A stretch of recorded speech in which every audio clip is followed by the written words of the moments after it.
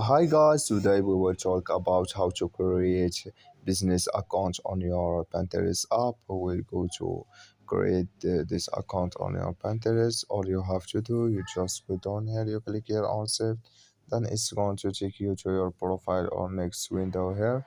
Then you just go up, you click here on up, then it's going to show for your window like this.